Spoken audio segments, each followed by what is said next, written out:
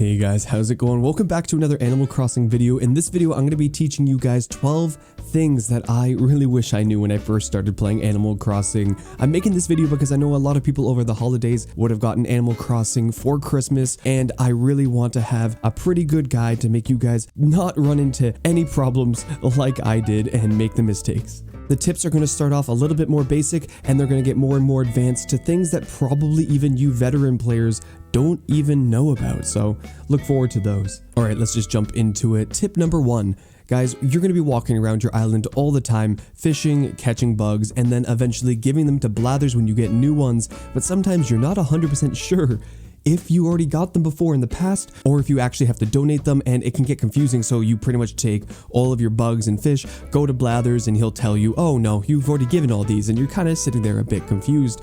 Did you know that when you actually catch a new bug or a new fish, your character will actually say yes in the dialog box before it says what you caught? So here on the screen, you can see me with the or fish, and you can see in the dialog box it's saying yes. Now obviously you would remember if you already caught an or fish, but some of the fish look really similar, especially the bugs. You won't know, and you will look out for this dialog option saying yes, and you will know to run right to Blathers and donate that right away, so that later on in the game you're not completely baffled when you've caught every single thing in your Critterpedia, but you're not done your museum, and you'll have to go through and figure out exactly what you're missing, and it will drive you crazy. Trust me, this little tiny tip will be something that will help you in the long run way later down the line, but you'll be so glad you know it. Now, tip number 2 is something that some people that are really advanced don't even know, and it's a really simple thing. Of course, you probably already know that when you are crafting, you can spam the A button to speed up the crafting animation, as well as when you're talking to villagers, you can press B to speed up the dialogue. But did you know that when you're crafting, you don't have to spam A, you just have to press it twice? You literally double tap it, and it will go faster, so you can save your thumb muscles, I guess, there. And something that specifically bothers me when I'm hopping islands looking for rare villagers is when I'm spamming B to speed up the dialogue when speaking to villagers, I accidentally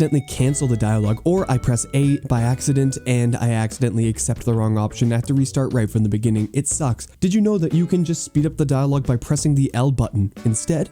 Yeah, it's that simple. You can press the L button. You're never taught this, or there's really no way to find it out. But yeah, if you press L, it will speed through the dialogue, and it will stop at the end, so you can read quickly, and you can also be safe whenever you choose those options rather than accidentally spamming B. I know that's technically 2 tips, but you know, I'm going to combine them into one. So there you go. That was tip number 2. Now for my 3rd tip. Now, something that you're going to be doing a lot in Animal Crossing is decorating, and for that you're going to need DIYs. There are 2 ways to get DIYs. Number 1, make sure to run around your beaches every single day and pick up the bottle. There is a bottle there that actually has a message in it, as well as a DIY. Make sure you do that every single day and don't miss it, because you'll be 1 day behind every single time and you will wish you got it. But the second way that you can guarantee get a DIY is by running to the villager houses around your island and finding one that is crafting a DIY recipe. We can see Lucky in the graveyard, and if we go to the house, we can see the lights are on, and if we look up, you can see smoke coming from the chimney, so that means that Lucky is home. Just that in general is a really good way to see if they are home,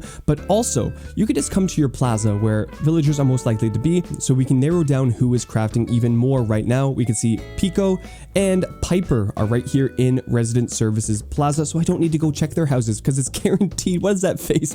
I can guarantee that they are not crafting right now, so you can narrow it down and make this process quicker. Also, a really cool tip is right here. You can see Kabuki is crafting. Your friends can come to your island and actually get the same DIY from Kabuki. So if you find something like ironwood, which is hard to get and people really want the DIYs for, invite your friends over, share the love. Now for my 4th tip. So while walking around your island every day, you're going to see these little tiny stars that show that there is an item buried there, but something you might not know is that when you run up and you find a golden beam, look at that, it's beautiful. If you dig it up, you will get 1,000 bells, but did you guys know that you can bury up to 10,000 bells in the hole, and it will grow a tree that actually gives you back 3 times that amount of bells? So that means every single day, if you bury 10,000 bells in here, you're going to be getting a tree every single day that will give you 30,000 bells, which means a profit of 20,000 bells every single day that you normally wouldn't get. Tip number 5. At the moment, you are probably just taking the fish that you get and selling them to Nook's Cranny, but if you can wait just a little bit longer, both CJ and Flick will come with their respective tournaments. There is Flick's bug tournament and CJ's fish catching tournament. And after those, on the day that they are on your island, you can actually sell them your fish that you caught that day and also that you have stored away for a lot more money. And tip number 6 is please subscribe to the channel, guys. I'm almost at 200,000 subscribers. We are so close to it. As well as you may as well like the video while you're down there. Okay, thank you. No, but for real. Tip number 6 is make friends. Now, you're probably going to notice that in my last few tips, I kept mentioning friends or your friend's island or something like that. But what if A, you don't have friends that play Animal Crossing, or B, they're busy? Everyone's lives are different and you can't always be on at the exact same times. Maybe you're like me and sometimes you end up being nocturnal and all your friends are asleep when you're awake. Animal Crossing is all about the community, and that's why I created our community Discord, discord.gg/chase. If you go to that URL, you'll be able to join our Discord community, make friends, have a good time. We have a community of over 20,000 members and growing. Come join, have fun, and make some friends. Now for tip number 7. Now you likely already know that in order to get a lot of resources, you're going to have to hit your rocks every single day. You'll be able to get iron, clay, stone, money from your money rock, and if you're lucky, gold. But sometimes you might be missing out on a lot of those resources if you aren't hitting the rocks in the right way. And because every time that you hit the rock, you bounce back a little bit. And one way to get the maximum amount, all 8 resources every single day from every single rock, is putting something behind you that blocks you from getting pushed backwards. This can be as simple as 2 holes that you dig every single day. This is good for a naturey theme where you can't actually place things there physically or like a river, but there's another really good way is that you can actually build it into your island's decoration. If behind you is something like a river as you see here, or a fence like in this corner, you can actually just leave that there every single day and just walk and do it really simply. You don't have to dig the holes, which can get a little annoying at times. It's all up to you. And if you're really advanced, you can actually build a rock garden, but that gets a bit more crazy and that requires a lot of work. So let's keep it simple for now. Tip number 8 is something that I'm going to admit I haven't even done until I made this video. I never completed it.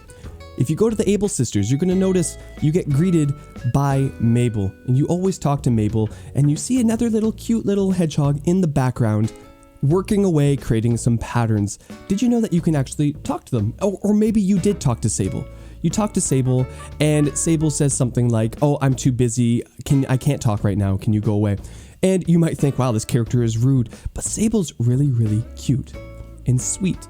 And I'm not going to spoil it for you guys because you're probably watching this video, you probably haven't done it already, but talk to her every single day.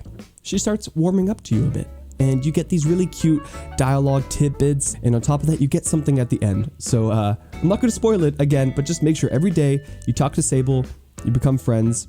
It's a really cool thing that I didn't even know about until more recently, and I didn't actually even put into practice until really recently. So make sure, guys, when you come in here to get the different outfits every single day, that you also don't miss out on talking to Sable each and every day. You won't regret it. Tip number 9. When you go around your island or on Nook Mile Islands, you're going to notice that sometimes a wasp nest will fall down. And either A, you're trying to catch the wasp for the actual Critterpedia and giving it to Blathers to complete your museum, or you just don't want to deal with them and you don't know how. Sometimes your reaction is not quick enough to go into your inventory, switch to a net, and then catch them. However, there's a really, really, really simple way to do this. All you have to do is when you go to shake a tree, you do 2 things. You have your net out in your hand already, and you approach it from a roughly 45-degree angle, kind of like this, right? So you walk up to the tree, 45-degree angle, you shake. So what would happen is I actually have a clip of it here, and your character is shocked, faces the actual wasp, and then you can just press A and you catch it instantly without fail. And it honestly, it works out a lot better. And this is going to save you a lot of ugly swollen faces when you get stung. So you're welcome for that one. Also, a really cool tip is that you can actually sell the wasp nest and the wasp at the same time for 2,800 bells. So actually, this turns this really negative thing into a good moneymaker. Tip number 10. I'm going to tell you something that will probably really save a life. Even more advanced players don't know this, but flowers, they're beautiful, right? Everybody knows that. But we also all know that when it rains, they get a little bit out of control, and you want to have pathways that aren't always covered by flowers. As you can see right here, I have this beautiful pathway and my flowers right here, there's no hassle. You would think that it takes a lot of upkeep to actually be able to keep this, but no, I have a little secret. So once you actually unlock the design app on your phone, you'll be able to avoid messes like this, which I haven't actually done it on. But as you see here, when you are actually placing down your flowers, you can go into the custom designs app. So you can actually create a custom design that is completely invisible right there. I have the design pattern. It's just blank, completely blank. You don't have to put anything there. And what you can do is you can display this on the floor of your island, right on the floor, right around the flowers where they will grow, and they can't grow on paths. The game thinks there's a path. Visually, there isn't one right there, and you will be able to keep it really clean and beautiful. Guys, this is big brain. This is something a lot of people don't know, and yeah, you know, share this to save a life. So now you can have beautiful areas, beautiful paths, without your flowers driving you crazy when they grow when they're not supposed to. Sometimes they can be even more annoying than weeds because they are much harder to get rid of. When you have a full inventory of flowers, usually you have to go run and sell them all. And that leads into tip number 11. When you are actually around your island decorating, or as I mentioned before, digging up all of the annoying flowers that accidentally grew all over your island, you don't actually have to run all the way to Nook's Cranny. You can actually carry a garbage can or a trash can in your inventory and just decorate with it always there. And you can actually place it on the ground, open it up, and get rid of the items in there. Yes, you can sell the flowers for a very tiny bit of money, but as you know, guys, it's really not going to add up to a lot. So this actually saves you a lot of time. Bonus tip, guys, along with the garbage can, also carry around a crafting bench so that you can place it down anywhere, so you can create DIY items wherever you want, or you can recolor items on the go. So you don't have to keep running to either resident services or to your house or wherever you have one of those. You always have it with you. It really, really helps out when you're doing big builds and you just have to keep running back and forth. Oh, trust me, this will save you so much time. And finally, tip number 12 is take it slow. This game was meant to actually be played slowly, day by day, in your daily routine, and experienced that way. If you want to time travel, do it. Absolutely. But don't rush. Don't rush to get that 5-star island and beat the game, because you guys are going to look back and realize, wow, I kind of missed the simple times. It's not about the goal, it's always about how you got there. And decorating your island, taking everything step by step and day by day is by far my favorite and most people's favorite way to experience the game, because you're going to get what a lot of people are getting right now, and it's burnout.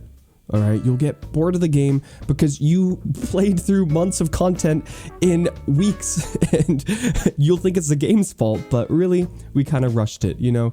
I suggest making friends, keeping it simple, playing when you can, and not playing when you don't want to anymore. So there are going to be times where you're like, oh man, I'm going to stay up and I'm just going to finish this, and oh man, I have to get it done today. No, just go to bed, wake up tomorrow morning, play it, and just play it when you're enjoying it. That is going to be my best and I guess longest lasting tip that everyone will struggle with at some point. With that being said, guys, I hope you enjoyed this video. You guys got to the end of the video, so you may as well hit the subscribe button and like the video. Like, I mean, if you watched the whole video, you definitely did like it. So, I mean, it's a clear correlation right there. Anyway, that's enough begging from me. I'll see you guys in the next video.